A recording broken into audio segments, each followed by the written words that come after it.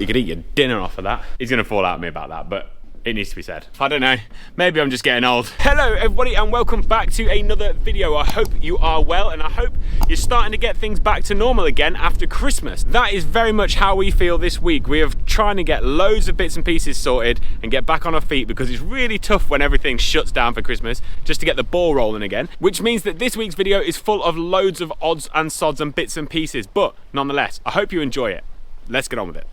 God, it is a miserable day today. It is so wet and horrible and it's just raining and it's windy and it's nasty. And this week's a funny week because we're kind of trying to get back after Christmas and get all the bits and pieces sorted.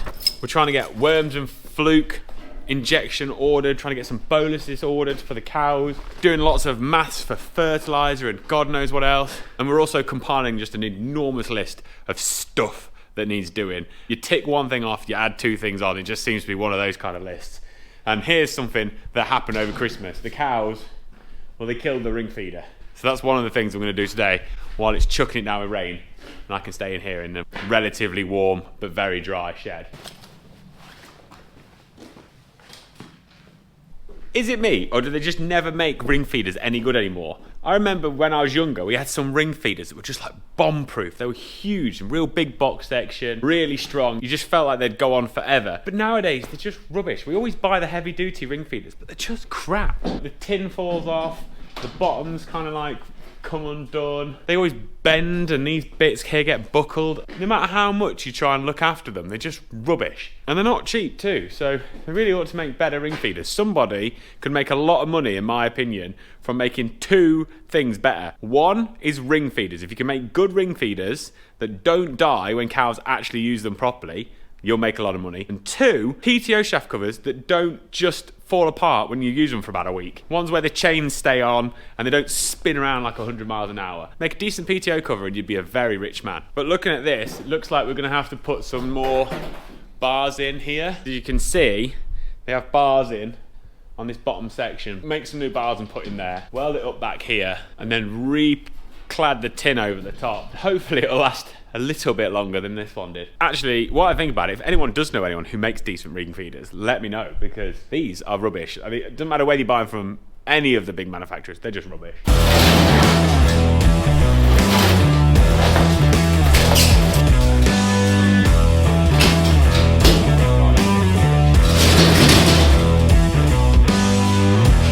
Does anyone else's workshop have a tape measure that's just full of holes from the welder? This one has even got like a chunk out of it there. Look at that. It's terrible. 23 inches. Need 1, 2, 3 of them. Ooh, that'll do it. Just found this bit of pipe leaning up against the racking over there. Thought I'd find something in the racking, couldn't find anything, but then this was there, so we'll use that. It's pretty strong. Should weld on there pretty okay. Can I just point out something that I have to deal with and it drives me mad? We cleaned up this bench the other day and then Dad's been in here, right? And he's like got his drill out, he's left his battery charger there, this thing over here, which is like a camera thing, another camera here, left this on here. It's like if there's a bit of room, we just got to fill it. Does anyone else have something like that? It drives me mad. Dad, I'm telling you on YouTube, put your stuff away. He's gonna fall out at me about that, but it needs to be said.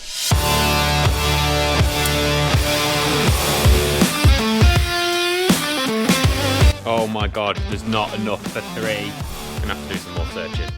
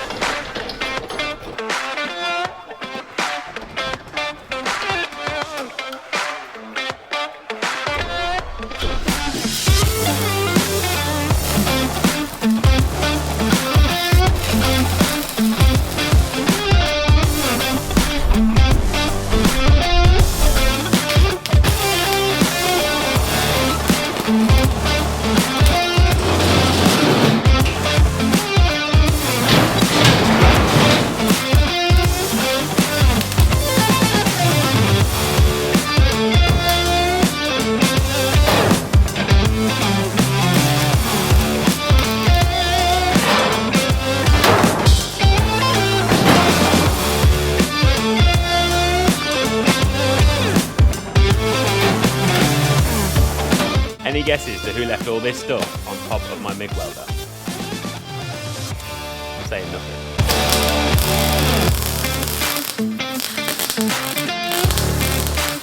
Well, it is officially the worst thing in the world to weld, so I've resorted to the tech screws.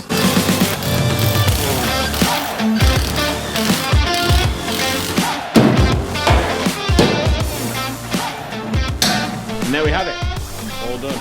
I can get rid of that now, and then we can get the next project in here, which is actually really quite cool. You guys don't know anything about that yet, but I think it's cool, so I'm hoping you do too. In other news, come and have a look at these. These are the heifers, and they're growing like Billy-O. Look, here's one of the stabilizers there, there's another one there, two more down there. This one is the Uzi one. This one was only 36 kilos when it was born. It was very, very small. Haven't had them over the scales yet. Really should do, and we will do soon enough. But I'm gonna hazard a guess that they're growing quite well. They're not actually having any concentrate yet either. They're just on silage, and we give them some in the morning and a little bit more in the afternoon just to keep them ticking over. Another little job that I've been meaning to get to do, and I'm gonna do now, is sort out this grain store, because I wanna get all this barley at the back here rounded up into one corner. I want to sort of shovel that up there so that I can move some kit from the other side of this wall, on the other side of the grain store where the wheat is, put it in that corner, move this trailer out of the way so that I can get at the wheat, get at the barley, and I can get at these few oats that are just here as well without having to move so much stuff all the time. Because if you have a look over here, this side of the wall,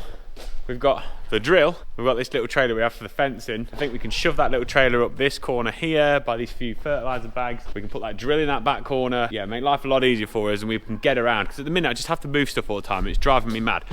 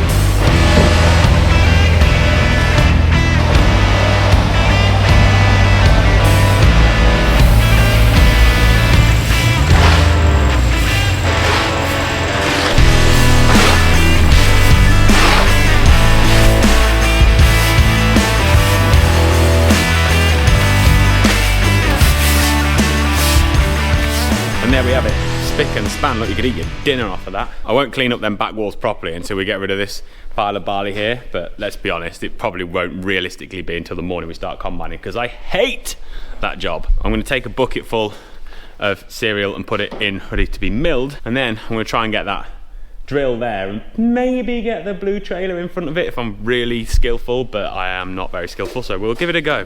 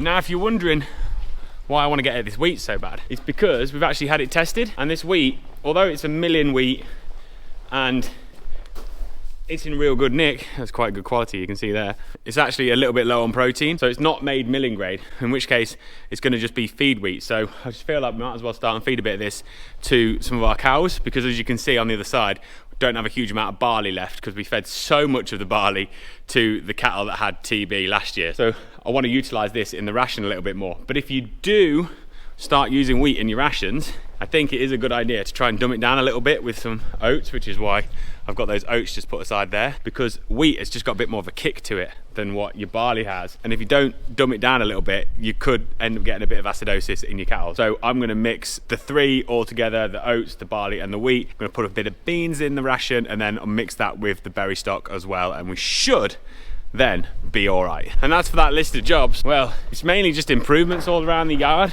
There's loads of things that I want to get done to make life a lot easier for us and also a lot better for the cows. And I know it's nice to have new kit and all that kind of stuff, but I just don't find it as enticing as I used to. I mean, when I was a kid, it was like all about new tractors. Now, I'm just not that bothered. I'd much rather fix the hole in the roof or lay a bit of concrete and that kind of stuff. I don't know, maybe I'm just getting old. Anyway, on that note, I've got to go and get a bit of feeding done. Hope you all have a great weekend. See you in a bit. Ta-da!